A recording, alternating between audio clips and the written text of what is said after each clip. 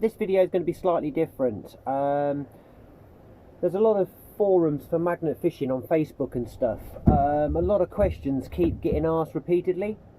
What's the best startup magnet? What magnet should I get?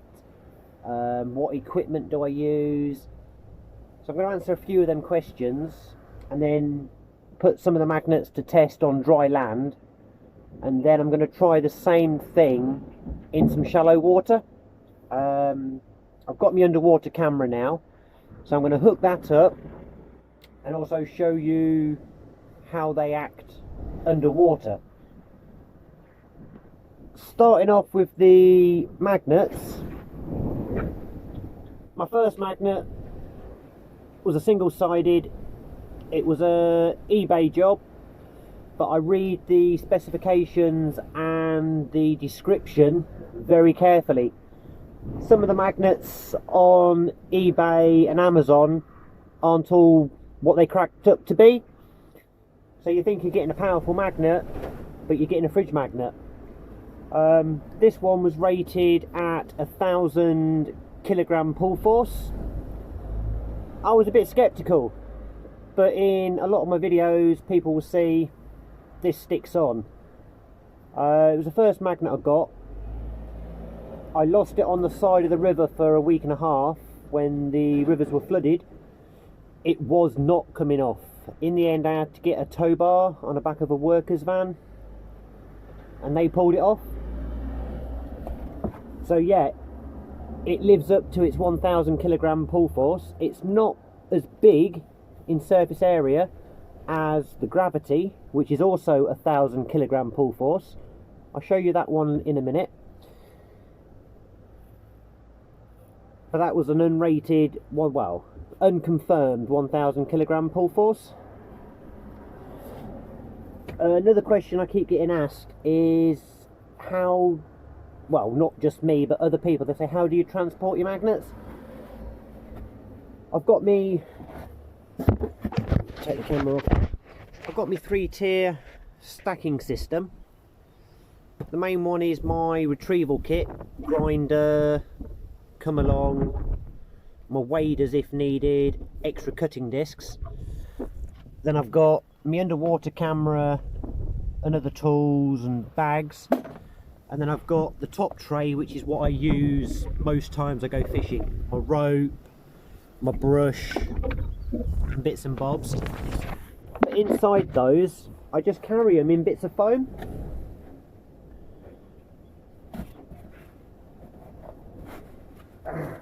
Put that one away in there. There you go. Just away in a bit of foam, and that goes inside the box. It doesn't stick on objects I've already got in the box, and it prevents the magnets locking together. Because last thing you want is a powerful magnet to lock up. I didn't actually buy this little magnet. I found this one while I was actually magnet fishing. No idea of the pull strength, but again, I'll test it on some poles and flat bits of metal, just so you can see what these little starter magnets can actually do. It's probably 100 or 150, possibly a 200, I don't know. But again, I'll give it a go on the poles, just so you can see. A little starter magnet for children, ideal. But I'll test that out later. While my first magnet was stuck on the side of the river and I thought I was going to lose it, I got, again, off eBay, fairly cheap. It was only about £90 this one. It's a double-sided.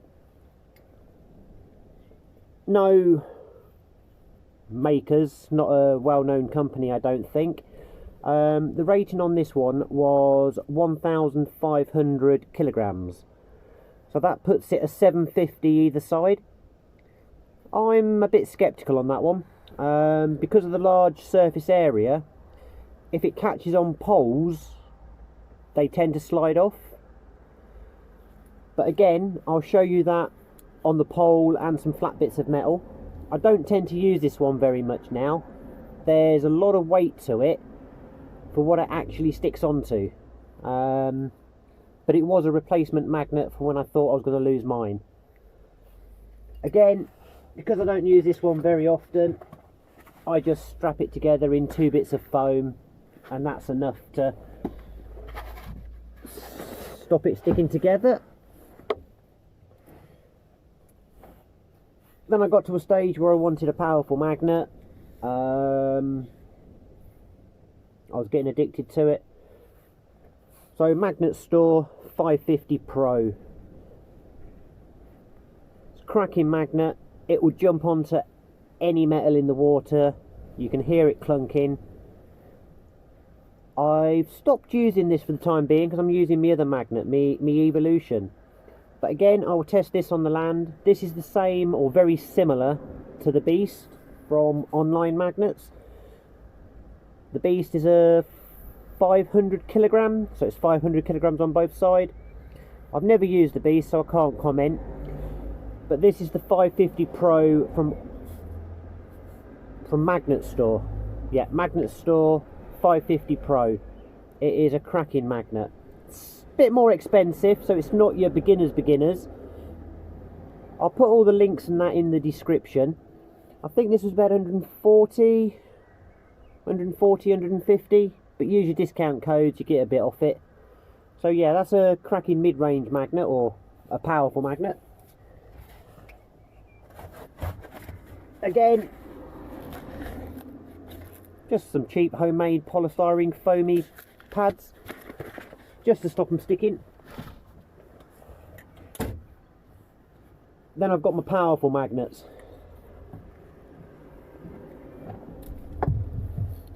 I wouldn't say these are beginner's magnet at all. These are extremely dangerous and powerful. Evolution, Online Magnets, a bit more pricey, comes in about 210, 220, but I'll put the links in the description. You use your discount code, it takes it down to about 200. But if you've been magnet fishing and you like the sport and the hobby, you'll get one of these or something similar. There is the Genesis 360, I think, coming out soon as well, which is very similar. It's 360 degree magnetic, so it's magnetic on all sides. This is rated at 1,400 kilograms. I never know how they work out that this has got 4 sides, because they say it's 400 and something on each side, which would put it as a 4-sided magnet. Now to me it's a 3-sided, which would again take it down to 350 on each. Well, I class that as a side, the bottom and the top. But as you'll see later, you're putting it along the water and it's attracting from 2 angles. So you've got literally nearly 700 pull force instead of just a 1 side. That is a cracking magnet. That latches onto something, it ain't letting go. I do keep this one in the box with the foam. Keep the insert. It just sits in.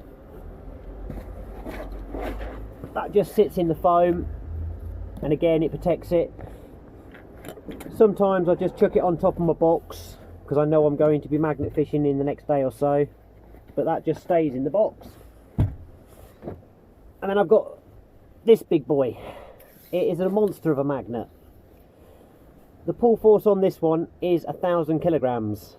Very similar pull force to the first magnet I showed you. This is an Online Magnets one. It's fairly pricey, but it does the job if you hook onto something heavy like a safe, big washing machine, anything with a solid metal. This latches on, you're not pulling it off or sliding it off. You've either got to put a metal bar through the hoop and prise it off, or hammer and a block of wood on the side to get it off. So I don't use this very often. It's very heavy, so it's not an everyday chucking out magnet. It's more of a dipping straight down, latching onto something heavy. But again, I'll put this through the same test as I will the others, just to show you dragging it across poles and connecting onto large objects. then we go on to the grappling hooks. Depends what you want to do with a grappling hook. Some people throw them in to rake the bottom of the river or canal to see what's there. I used to do that, but I don't tend to do that now, because if it snags onto a rock or an underwater log, you've then got the struggle of getting your magnet back. I've got these two fold-up ones. They've got a wide reach, so you've got more chance of actually snagging an item. The ideal thing about these is they do fold down. They're quite easy to fold down. Saying that, this one's tight. Yeah. You unscrew it and these arms fold away. So ideal for packing away, putting in your bag or your box. Then thing I found,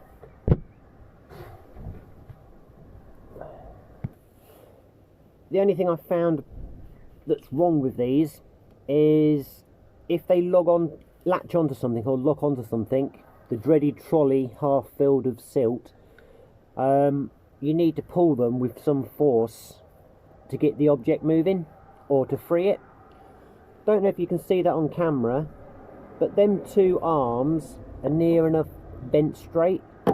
They're supposed to be like them two, curved down.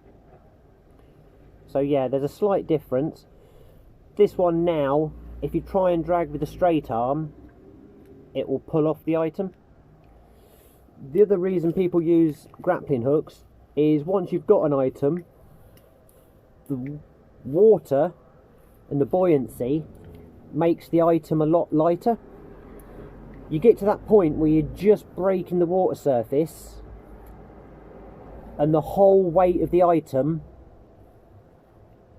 is pulling on your magnet. So that's when it tends to jump off your magnet and lands back in the water. So I use my grappling hook now, if I'm on something heavy, as it breaks the water and I can see what it is, if I can see it's something heavy and there's a chance that it's going to fall off the magnet, I get the grappling hook, either one of these or this one, and then use this to hook onto it like a bike frame. Ideal. You can hook this up, hook this, then you've got the grappling hook and the magnet. If it comes off your magnet, the bike frame's still sitting in one of these holes. This one was off a guy off Facebook. I'll put his name in the description. I can't remember it offhand. It wasn't too expensive. These are lightweight, so as you're pulling it, they don't tend to stick to the bottom of the water. If they do, they dig into the bottom, and then you're digging through the bottom, and then it catches on more things. I tend to use this one. The only drawback with this one, the arms aren't very wide, so as it's dragging over an item, if it's dragging over an item, it's got to go in to get it. It can quite easily slide out. It's got to be like a thin bar. Anything too thick and it just won't pull it out. That's why, like I said, I use this when it's broken the water. I can see what it is, I can see where I'm throwing this and hook it out. I just put the little magnet on the bottom of it to give it a little bit of extra weight, and then if there is something magnetic, the magnet can stick onto it as well as the hook. Another question is, what rope do people use? I tend to use, on my everyday magnets, I use 10mm. Again, it's off eBay, bet 20 something, 22, 24 pound, 20 meters of rope. I go for the ones with the stitched end and the loop, just so that I can use my shackles. I don't use the carabiners that come with them. You can use the carabiners on the end of the rope to tie it to a railing or to a fence post, or to the ground so that you don't throw your rope in the water. I've done that a few times. But I don't tend to use these because if you do get stuck and you have to use a come along or a tow bar, these can bend. So that'll be your weak point on your setup. I tend to use the shackles.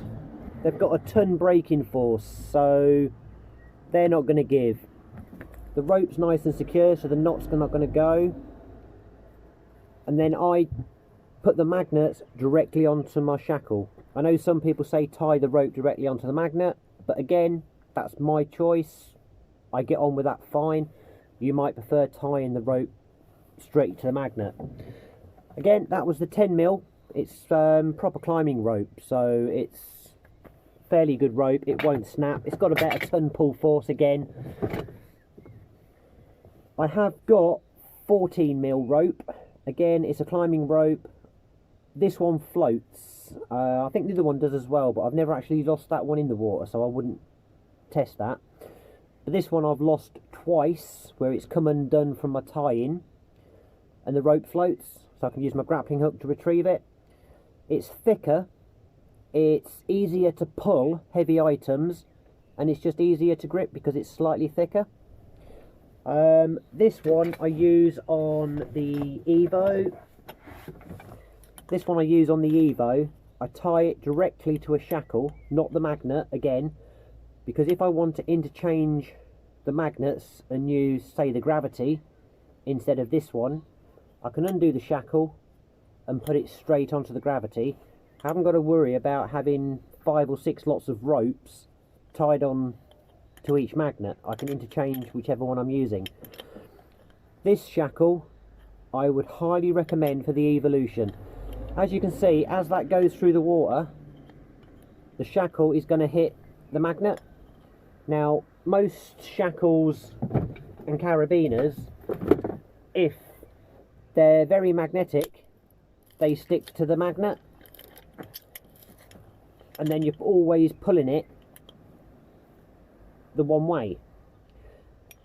This has got, it's mostly stainless steel shackle. Again, it's a ton pull force, and that allows the magnet to stay free. The shackle don't stick to the magnet. Right, that's my equipment and most of the questions about rope, how I carry them, how I store them. The next bit of this video, I will, like I said, I'll be on dry land. I'll be running the magnets across the ground, over poles, large flat bits of metal, to show you what happens with obstructions, how easy it is to pull the magnets off, and then I will put it into the water. So that's it for this part of the video. I'll bring you back and I'll be on dry land with a little mini setup of a scaffolding pole and a sheet of metal. Bye for now. Just a quick one before I go on to the dry land and show you the magnets in action. People say, how do you store your ropes? Cheap plastic cable winders. Don't wrap the rope round it, wind it. So obviously if you've got loads of loose, instead of wrapping it round, just let this and turn the cable, and that will wind it on. That way there's less twists in the rope, so when you get it out next and take it off this, there'll be less twists and knots. Right, that's it for now. Next bit of the video will be on dry land.